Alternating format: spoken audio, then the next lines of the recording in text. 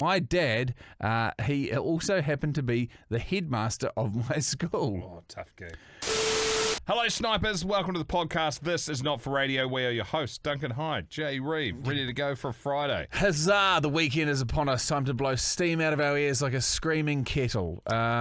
Big old podcast today, and the fact that it was mentioned loosely a while back about a New Zealand musician who was caught mid-fall, like captured perfectly. Yeah, and it was one of the most incredible photos. Now we've got the audio from the man to back it up. Yep, which is great. There's no one else like me. Dunk takes us through the Not For Radio edition, and holy heck, I've never heard.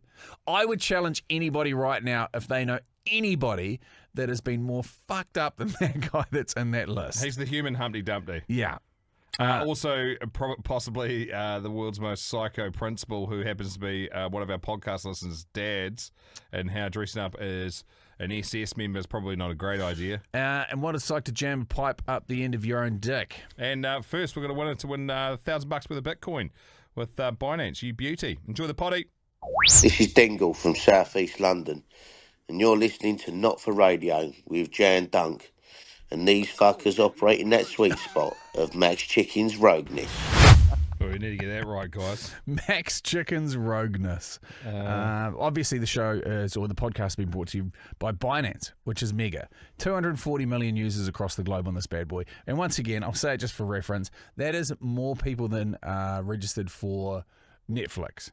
Everybody knows about Netflix, and even more people know about Binance. In terms of trading volume, they're the biggest and the best. If you Hey, what's going on here? so if you haven't already done so, if you've always wondered about getting into alternate currencies, then make sure you line up Binance and use Not For Radio. Stick that right on the end of that microphone there, Jay. This should be Michael. Hello, Michael speaking. G'day, Michael. It's Jay and Dunc from the Not For Radio podcast. How are? Great. How are you? Not too shabwa. How's your Friday lining up? Pretty good. Sun bloody shining in Canterbury, so great. You guys are so resilient. Hey, we just wanted to let you know that... Time to fuck off. Yeah. We just wanted to let you know that thanks to the podcast sponsors Binance, there is $1,000 worth of Bitcoin heading your way. That is amazing. Thank you very much. You're more than welcome, mate. You all set up, ready to roll, or do you need a bit of a hand getting that Binance account opened up? No, mate, she's been open for a fair few years now, so it's all good. Yep. Good stuff, mate. Well on hold, so it's that'd be great. Well, you hang about right there, mate. We're going to get some hot tips and tricks off you. And what did you say, that you're just out there cooking both sides of your sausage in your palatial estate in Canterbury with a couple of jet boats in the driveway and a Range Rover? Thanks, mate. Perfect, yep, and a Lamborghini. Yeah. My man! Yeah, good stuff, mate. We'll sort you out and be in touch shortly. Thank you very much, guys. Nice work, mate. Have a great weekend. Cheers, you too. Thanks. Just What a roast. Hey, what a Absolute lad. roast. What an I wanted to absolute be lad. nosy and ask him how well he's gone, but I've got another story up my sleeve. So, Yeah. you know my cousin that bought a house after getting into Bitcoin? Yes. He was doing mining early on. I think he sold half of his coins for, I want to say 35, 40 grand quite early on, and then kept half, and then ended up buying a $1 million property off Bitcoin. And how's this for luck? And he's a smart dude, and he probably had researched it. But now it's between Lincoln and West Melton. And now the property developers, because there's just so many houses going out there, came knocking. And he's basically going to do very well out of that situation. All because of Bitcoin. Yeah. Crazy, eh? Like Just a flow-on effect. He's completely sorted. Yeah, the number of people that have basically, because it's, if you were to almost track it across time too, nobody's really done. If you've been in longer, then you're clearly, and you've held, then you're clearly, going to be doing incredibly well. But regardless of where people have been jumping in, you're just still like everything's been surpassed previous. So it's continuing to grow. This is, and the best way I've had it explained to me, this is beachfront real estate. They're not making any more of it. So the value therefore goes up and up and up and up and up and up. And not when just you in Bitcoin, there's like lots of different heaps of them. cryptos, right? Yeah, my a very good friend of mine has going really well with Solana, which is another altcoin that's in there as well. But yeah, everything you want to know, Binance, because they've got all the education videos, whatever, everything goes with it. If you want to sign up, Use Not for Radio. yeah, that's your code when you sign up. That'll be swell. Thanks, mates. Snipers, ready up. It's war story time. Yeah, David Clement. A lot of people, Teagues was saying yesterday, people send in a story, because we've got that many, then people will be like, yo, have you read my story out? When are you going to read it out? And we're like, man, we did ages ago. Also, as well, worth mentioning to you listening to these free episodes, there's a chance that your story may get read out on the Sniper Elite episodes. Yes, that's which where a lot I of think, people come I think unstuck. we're due for doing another main prize for that, another sign-up special as well. Yeah. It was halfway through the year. The last one we did was the end of the year. So let us chat to the powers that be, and we'll do another sign-up bonus with a little carrot to dangle too. What are we thinking? Flights to the Rock 2000 from anywhere on the globe? Fucking A. Now we're talking. That's the sort of shit that I'm into. That's what I want. We haven't done a lot of spending. See, I didn't even say it. See, how do you not get this excited when I say shit like this? I'm fucking fizzed up after hearing that. You fucking wet blankets. What are you doing?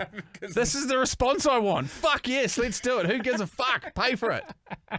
You're telling me that someone's not going to have their fucking mind blown if they've never been to New Zealand and their first time in New Zealand they go to the Rock 2000 final day? The Fuck best. me. Yeah, so... It's better than Coachella. It's better than Aussie's final gig. It's fucking better than anything. For those that don't listen to the radio show or our radio station, we do a countdown of the 2,000 biggest rock songs and then hold it in the biggest indoor music venue in the country on the final day. And then we've got an orchestra with one of the best Kiwi rock bands, and there's more bands to be announced. It's just a fucking huge day. People take annual leave for it.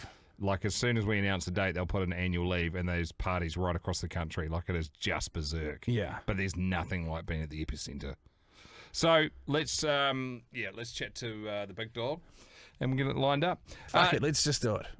Dave Clement, a small story for you. A few years back when I used to install racking into builders merchants, on this particular day, I've been installing some racking and was putting in one of the last screws, which fell over, and I jolted back thinking nothing of it.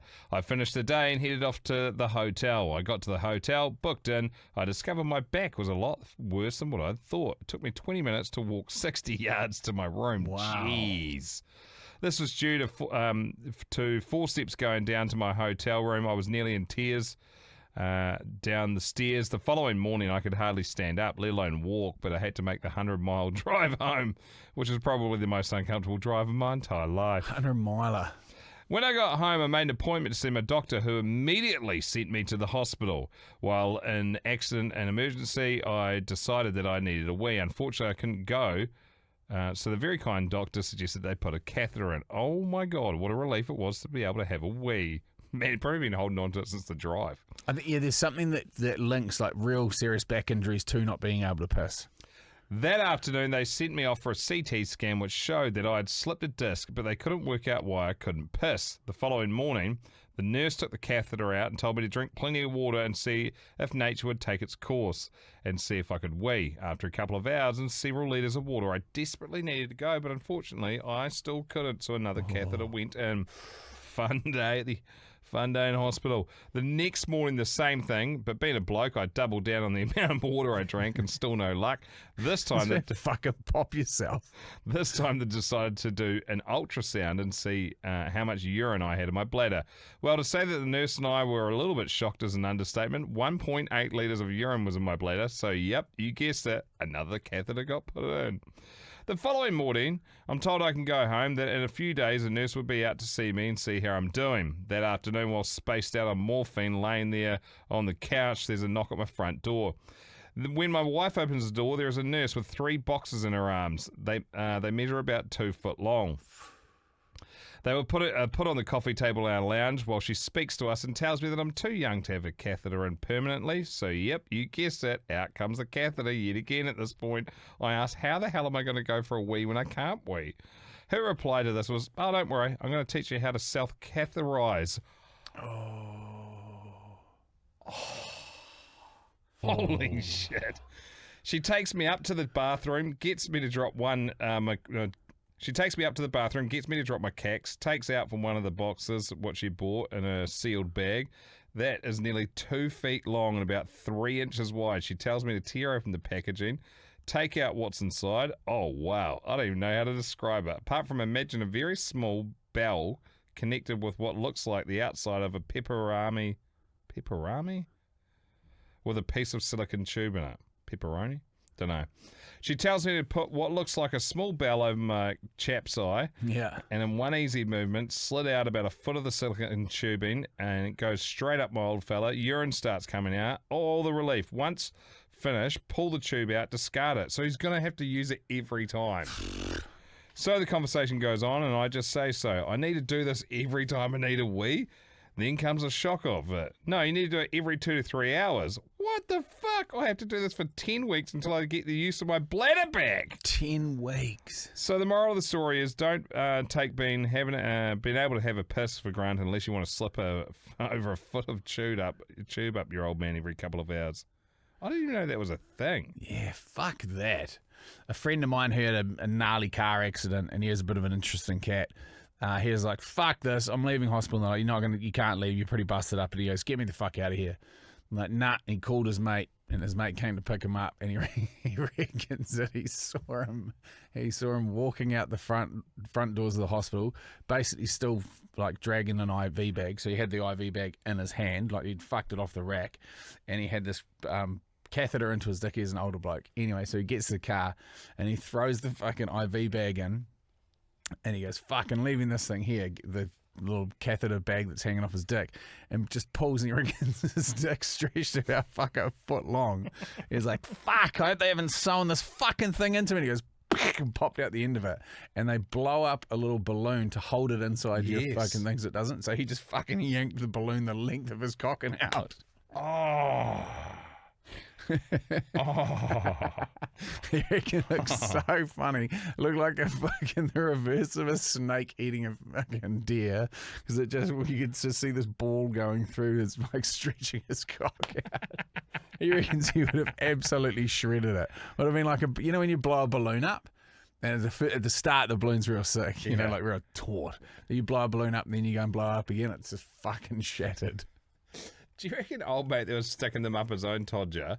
Yeah. Do you think he was putting them up there and then him to blow the balloon up? He would have been, no. He would have been on the end of the tube once it's inside him. Well, I think there'd be kind of, I don't know how your bladder works, but there must be like a little bit of a muscle that squeezes over, or however it is, and so it just pushes through them, and then that's what creates, it just flows out from there. And so when it pops out, they just kind of seal back over. Now, this one here is looking like a David Longy, and it's from Andrew, because that's his fucking name. Reload and focus. Another war story inbound. This is going straight off the cuff, so apologies if it goes fucking pear-shaped. Now then, fellas and fellas, got a spare 10 minutes here in the office, so I thought I'd share a yarn with you. Apologies for the enormous length, but hold tight and bite the pillow, because I'm coming in. I already like him. This is a true story, and it happened to me many years ago when I was in high school. It was 1988 to be exact, and it was also Christmas time. Things back in 88 were a whole lot different to how they are now. We weren't so PC. You know, no one was offended. Corporal punishment, aka the cane, in the UK had just been phased out. In fact, only a couple of years before, in 1986. I reckon I was one of the last kids in the UK to get the cane. Me and some mates got caught letting off fireworks in the boys' toilets one lunchtime. Yeah.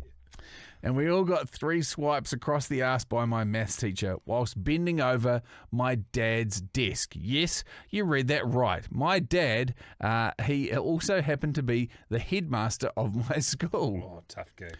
Having your dad as the head of your school can really fucking suck. And in my early years, I was faced with a moral dilemma. Do I, A, be a perfect student because of who my dad is and face the prospect of being bullied by the other kids all through school? Or, B, become an absolute fucking wanker, pain in the ass, and face the prospect of being bullied by my dad instead? You guessed right. Option B was my preferred choice. And so a school career of being a complete fuckwit took hold, and I got up to some pretty hectic shit during the time that I was there. However, as far as actually learning anything in school was concerned, my only 2 lessons that I shined in were music, particularly playing the drums, and drama. Now, drama back then was just pure class. It was so much fun. You could literally act like a dick and get away with it. I therefore honed some impressive skills in dick acting. Oh, and one more point about my dad. He was a fucking asshole. He was one of those old school type teachers who was completely power hungry and was a bastard with it. He loved reprimanding kids, particularly the bad lads with equally bad reputations, of which I was one. He had the reputation of a head teacher who wouldn't be messed with, a nasty, grumpy old fart who most kids hated. Anywho, on to my yarn. Got the context? Great, Yeah. thank you. The last day at Christmas in our school was fun day. We had no lessons, just dicked about all day, being randy little fuckers. We tried getting as many Christmas kisses from as many girls as possible, whilst at the same time sneaking in some drink, normally pre-mixed vodka and orange, which we sipped on through the short day. It was generally good fun. Fucking how rogue is that? So rogue. Like, I did some I bad didn't shit. know premixes were a thing then. Nah, that's the classic screwdriver. Yeah. Orange juice and vodka. Which is a very big drink in the 80s. One of my most popular TV sitcoms at the time was a show called Hello, Hello. It was massive in the UK at the time and was shown on the BBC at prime time every Saturday night. It was basically a comedy about the French resistance during the Second World War. There were some particularly standout characters in it too, including a character called Gruber, a gay Nazi who was as camp as a field of tents at Glastonbury. To add to this, back in the 80s, fancy dress parties were all the rage. Seems fucking weird now, but people would be invited to fancy dress parties at weekends and it was taken pretty seriously. One person who was an absolute legend at creating these fancy dress costumes was my mum. She was legendary on the fancy dress scene and she took it pretty seriously too. Anyway, my drama class at school for about 2 months prior to the last day at Christmas had created a show for the whole school, a musical which would have challenged the likes of Les Mis and Cats on Broadway. Our drama teacher was like fucking Andrew Lloyd Webber, an absolute legend. So we created a production based on Hello, Hello for the whole school. It was to be delivered in the morning at the last day at Christmas and it went down an absolute storm. It was great. However, in the show, there were about 6 characters who were dressed as Nazis. And when I say dressed as, I mean fucking dressed as. Every single detail, including swastika badges, epaulets, German officer medals, full grey outfits, boots, lock, stock, the fucking lot. It was like Schindler's List had paid a visit to the school that morning. This guy's amazing. Included in this gang of teenage Nazis was the gay Nazi called Gruber, played by, you fucking guessed it, yours truly. Anyway, the show went without a hitch, and a great time was had by all. After the show, most of the kids got dressed back into their normal clothes, but not me. No, I'd convinced my mother that morning that I would go to school dressed as a Nazi and that it would be okay as long as I got a lift in, which was some 14 miles away, by my dad. Oh, shit. Fine, she said, and she went about sorting out my costume, and all was good. So I didn't have any spare clothes. I just wandered about the school that morning, looked like one of Adolf's finest. The problem started around about lunchtime-ish. Picture the scene. 1,500 kids, all excited to leave school for Christmas. Most of the 4th and 5th year were half drunk. Girls were being snogged and finger blasted all over the place. It was all a bit fucking hectic. And my dad was literally on a fucking rampage, suspending as many kids as he possibly could before they fucked off for Christmas. Word was spreading around the yard that so many people had been kicked out of school already. In my bag of drama gear, I had a pot of shaving cream as part of the makeup kit. Not like an aerosol that you get these days, an actual pot of cream. So I took it out, scraped a massive lump of it in my hand, waited for an unsuspecting victim to come along, and I didn't have to fucking wait long. Up towards me walked a lad I played drums with. He was called Gary Brooks, because that's his fucking name. As soon as he was in range, I threw a massive slap across his face with the shaving cream. My hand connected perfectly on his cheek, and the white cream exploded all up the side of his head like he'd just been taken out with a fucking 50 cal rifle. It was immaculate. Gary looked in complete shock, not so much because he'd just had this shit slapped out of him, but more for what was in front of him that he could see, but I could not. Just then, I felt a huge, heavy hand come crashing down on my shoulder. I turned around, and you guessed it, it was my old man. You're suspended. Get off the school premises now and go home. Me? Was he fucking taking the piss? But Dad, we live fucking miles away. He just stood there and glared at me. So I turned and started the lonely long walk towards the school gates. All my mates looking in horror that he's just suspended his own fucking son. All the while I'm thinking, he can't be fucking serious, surely. I got to the school gates, crossed the road to the corner shop. We all used to hang out and sat and had a little ciggy, punched a dart, you got it. All the while expecting him to come out, change his mind. But no. About an hour went by and nothing. I'd even heard the end of the lunchtime bell go and the sound of 1,500 kids in a distance fade to a silence. Right. Fuck it, I thought. And started the long, lonely 14-mile walk back home, dressed from head to toe as a fucking Nazi. I'd set off at about 1 p.m, I think. The walk was mostly country roads, and one massive dual carriageway. I was being passed by oncoming cars who were nearly crashing into trees as all they could see was a Nazi marching up the fucking road. Then to add insult to fucking injury, about halfway there is a massive toll bridge across a river, which I had to walk across. I got just over the crest of the bridge, and who drove past me? You guessed it, my fucking dad. Did he stop? Not a fucking chance. He just carried on driving and left me to face my Nazi shame. I think I got in at about 7 p.m. that night. I walked a 5-hour walk. I walked through the door and both he and my mum pissed themselves laughing at me. Needless to say, that one afternoon at my school went down in history, and even now, 35 years later, we still remember it on the school year Facebook group. Anyway, chaps, hope you like that one. Keep up the stunning work. Andy from Manchester in the UK. Holy That was awesome. shit. That was amazing. That was an absolute joy. I used to think it'd be cool if your parents were teachers at school, because you'd always you'd always get a ride to school, didn't have to go on the bus, and then you kind of peel out with your parents. But teachers generally stay later than everyone else. They get there before everyone else, so you're at school proportionately longer than everybody else. Mum was the office lady at our primary school, which is actually kind of good. What time does she have to get in though? She would have to be in there early, because that's when parents come in and drop shit off and fucking pay school fees and. I don't really remember. I assume it was money. like 8 or something. School started at 9 or whatever. The only benefit that I can remember was being in fucking freezing cold, middle of winter, and everyone would be getting out their fucking Sammies and shit for their lunch. No one bought thermoses back then or whatever, and I'd go into the staff room and make a toasted sandwich, and I'd fucking walk back in like the fucking... like Mufasa on Pride Rock, eating with the toasty prince. Yeah, eating my cheesy hot toasty, and everyone was trying to fucking trade me like toast, twisty chips and stuff. And I'm like, nah, man, this is just steaming. Mate, if the boys are basically taking hot lunches almost every day for school now. So they've got these little thermos pots, and they're like a ramen pot, the sort of Japanese style setup, and them and all their mates are running them. So because they're a multicultural school, that everyone's running a different fucking hot lunch. So you can imagine when it's a rainy day and they're all eating at their desks in a classroom, what their fucking place smells like. A million armpits. Yeah.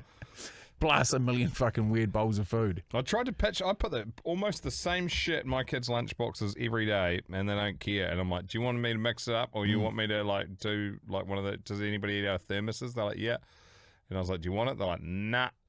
Fucking sweet ass of me, Doug Funny. Just 3 trusty Labradors, fucking just wagging the tail. Fucking just chuck the biscuits honestly, in there. it's a transaction lunchtime. They just must buff it and go straight out. They want to be there any longer than they have to. Yeah. If I could blend their whole lunchbox, they would say yes. Yeah, you just give them just smoothie pouches.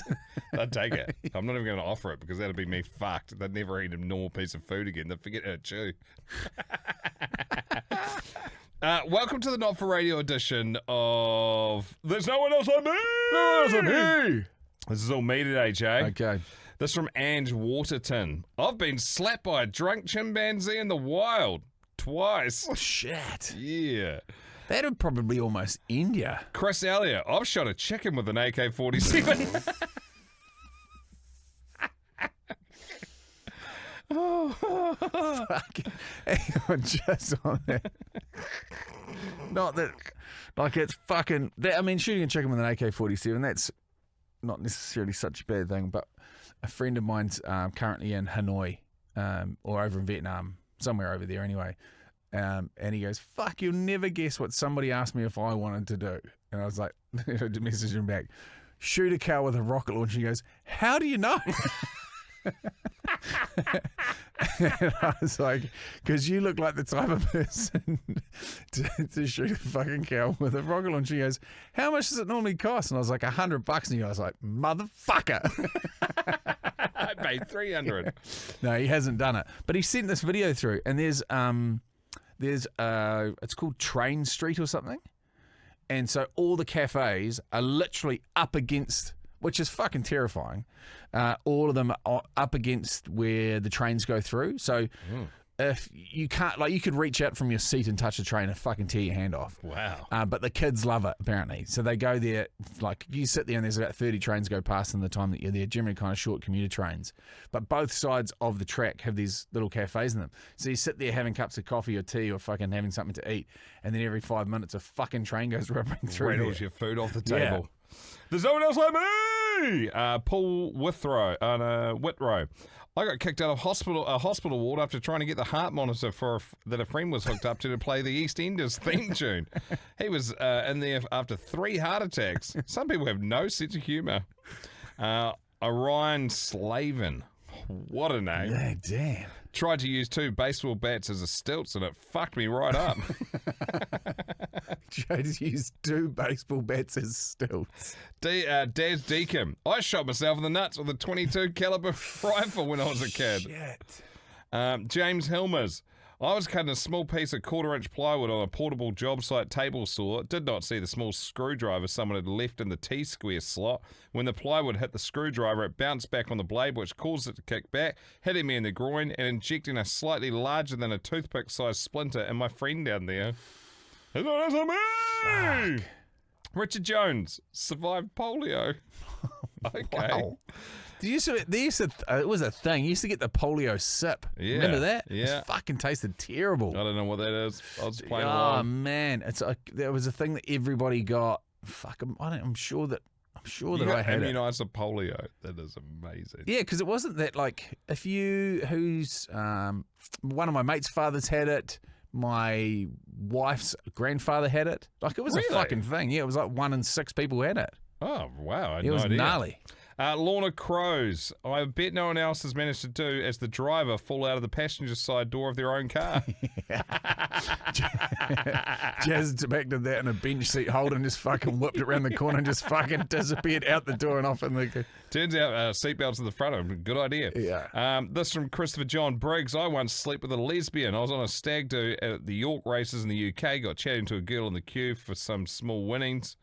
Ended up getting on really well. She said I may have turned her, spent the night with her and all of her mates in their hotel room. Never spoke again.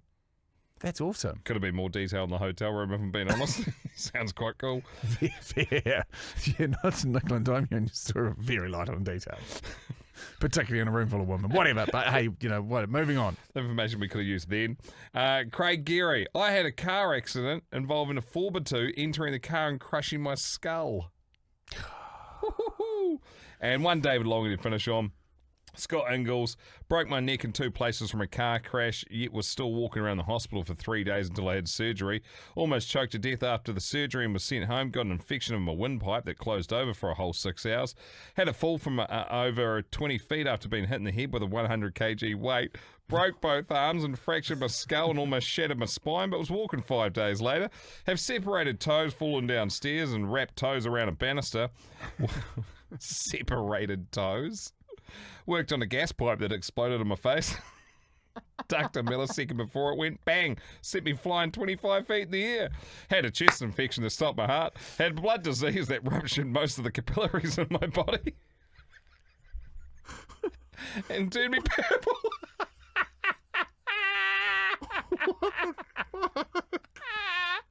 I broke my arm 5 times. Shoulders and collarbones numerous times. Oh, by the way, I've also fractured my skull at least 4 times and a few other bips and bobs over the years. How what? Oh my God.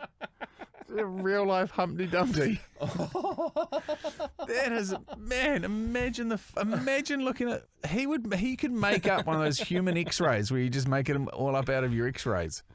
You just blow into smithereens. You poor prick. Warning, this podcast may cause unintentional projectile shitting. Not for radio, with Jay and Dunc. He turned fucking purple. He broke all the capillaries in his body. It's such a wild few words to make a sentence. Just send, who's that guy? Just send us some pictures. Fucking wouldn't be anything to look at. Sorry.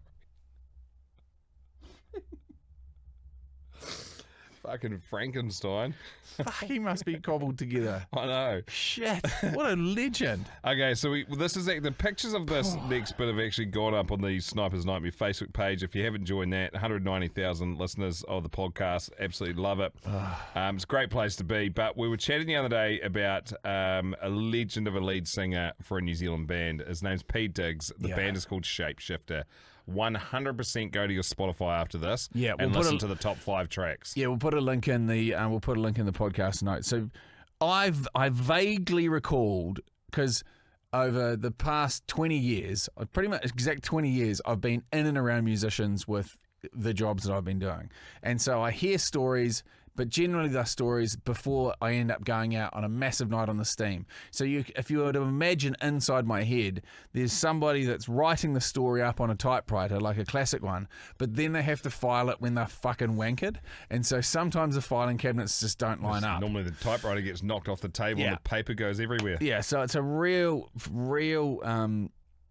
sort of Fear and Loathing Hunter S. Thompson style model that I'm running upstairs. Anyway, so sometimes I take the front part of a story and then bolt it onto the back of another story, and then someone's completely unrelated. So when I was talking about the story, I was like, I'm fucking sure that Diggs told me about a time when they were sitting on a roof in a photo shoot, and he fell through like a plexi clear light and landed on a table below it. And so I messaged him and was like, hey, fucking random, and I could have the completely wrong person, but by chance did you fall through a skylight, fucking almost died when you're in the middle of a photo shoot? And so he's a busy dude. He lives in the South Island of New Zealand. He lives not far from where we were. He lives in Lake Hawea. He's a mad dog skateboarder, snowboarder, snowmoto guy. Like, he's an adventure bunny and then travels around the world with his band performing. Massive gigs. So I wasn't expecting any sort of response from him because he's always out doing shit. He messages me back and he's like, here's the photos. And so the photographer had captured, and we can put, they're up on the Sniper's Nightmare page. Someone was asking for them. Yeah, so they're up on the Sniper's Nightmare Facebook page. Anyway, so you can see when you zoom in that his fucking legs are kimbo. So he's disappeared through the skylight. He's fucking human staple, and he's sliding through this chute ass first. And then there's a shot inside where you can see his hands sliding down the inside of it. It's fucking like 10 meters above the floor that he fell onto. It's a long drop, yeah, man. It's He's fucking so huge. lucky. Yeah, and so I could tell the story, but he does a better job. Fucking so lucky. I could pull off my favourite wrestling move on a table, but super solid hardwood, so it took heaps of impact. I was wearing my motorcycle jacket as well, my leather jacket, so fucking thank fuck. But yeah, it was a hell of a lot messier in those photos. That we took those photos after we kind of calmed down a bit, and we did cleaning up straight away because we were bummed because it was actually a family sitting at the table. So fuck. Oh, it was intense, man. But we decided to use the photo from one of the photos from that photo shoot as well. I'll post this. I'll send you through it. Fucking hell. Yeah, stoked to pull that one off. Bloody hell, won't do that again. Cheer, brother. Fucking the man. Mate, he is New Zealand royalty when it comes to music. Man, he is. And if you haven't seen them, we'll have to put the link in where you can go and check them out if you haven't already seen it on Sniper's Nightmare Facebook page. Fuck me, it's a long way, and he poleaxed the table. Like, it looks like a real massive hardwood heavy table, and he's gone through it, snapped it in half. And so because that was the bit that, because obviously everyone freaked out. He's a fucking gnarly looking dude. Piercings all through his face, mohawk, fucking tattoos all over his face and head and arms and shit, wearing a motorbike jacket. It would have looked like it's something out of fucking Mobland that had just gone poorly, you know? And so when you're looking at the photos, you zoom into the table, there's one of those high chairs that you know, those slidey fucking high chairs. So there would have been like a kid that was high chair age sitting there and this fucking big brown bloke just goes whistling through the air. Boom. Fucking thumped the table. It was like at breakfast time. I would love to have heard the audio of the sound he made when he went. Oh, man. Because they were, it's on the top of a building. So they would have, in his head, he probably would have gone, I'm dead. Fuck, this is a warehouse and this is like 3 or 4 stories up. Yeah. So he would have thought he was just fucking going all the way. And the lads would have too. And the lads looked through and just heard a fucking screaming family going, what the fuck? And Diggs full crumpled, like outline, crushed the table. Yeah, The best. Yeah. Thank you very much, Diggs, for sending that through. You're the man. And yeah, they make amazing music. If you don't see Shapeshifter play over a summer, you just don't tick that box. You haven't had a summer. That's all we've got time for today. Oh, yeah. We're winding up, mate. We're winding up. Okay. Last one for the week. Reminder, you can unlock in about another 250 episodes. Whatever you've got in front of you now in your feed, you can double that by becoming Sniper Elites, less than a beer a month. If you want to hold out for that special, we talked about this earlier on in the episode, that will be coming. I'm 100% keen to do that. And we're on YouTube if you haven't checked that out. That's hissing along nicely. Share an episode with a mate if you think they'll be into this. And check out the links. Please check out the links below because they are, those photos in particular are fucking awesome. If you want to send us a story, if you want to send us a voice memo, all those links are in the episode notes as well. Have a fucking great weekend. Yes. Up the Waz. The Waz are playing, the Black Ferns, our female rugby team, are playing America. Sick. After drawing with Canada. And I know that there's a large number of people in Canada and the States that listen to this podcast as well. The Canadian women's team are number 2 in the world, and we're number 3 or 4. Amazing. The Black Ferns dominate for years. And we just drew with them last weekend, and now we play the States with probably one of the most famous, what's her name? Eloma? Whatever, I don't know. One of the American chicks has got like a fucking monstrous Instagram account. She's been TikToking away all weekend as well. Yeah, nice. She's been awesome. So that's going to be a great game. That's at North Harbour Stadium here, just north of Auckland. And then the Waz take on the Raiders, which is redemption round. Well, I'm trying to I've got that meeting to move the house. So yeah, I'm trying to, if I can bin that, sell the house pre and then go, then I'll be going. Are you selling your house this weekend? Possibly, yeah. Shit, we're in a race, a house selling race. How good. Yeah. How did that end up happening at the same time? Well, it was. Did I spur you into action? It wasn't a race until whatever Thursday when he was like, yeah, let's go. So it just fucking kind of came out of nowhere. And so they're taking on the Raiders, which is redemption from losing to them in Las Vegas. Mm-hmm. And the front row, or our front row is basically gone. One's out for State of Origin. So Barnett's out for State of Origin. Fisher Harris is out on a suspension for just fucking eating someone up in the game last weekend. Shoulders face. Which is okay. So that means the young boys get to have a massive fucking stretch of the legs, and they love it. Raiders have got a big pack. We've got a great big young pack. It's at home, sold out. It's fucking, yeah, this is going to be one for the books. This is going to be a great, great game. So good. And Auckland FC are playing in the semi-final this weekend too, which is awesome. That's also sold out. The same ground. And on Saturday. Yeah, Saturday is the football, and Sunday they're doing league. It's awesome. They need to draw or win to get a spot in the final. Great. Well, up all of those teams, but mainly up the motherfucking Waz. Go well, go long, go deep.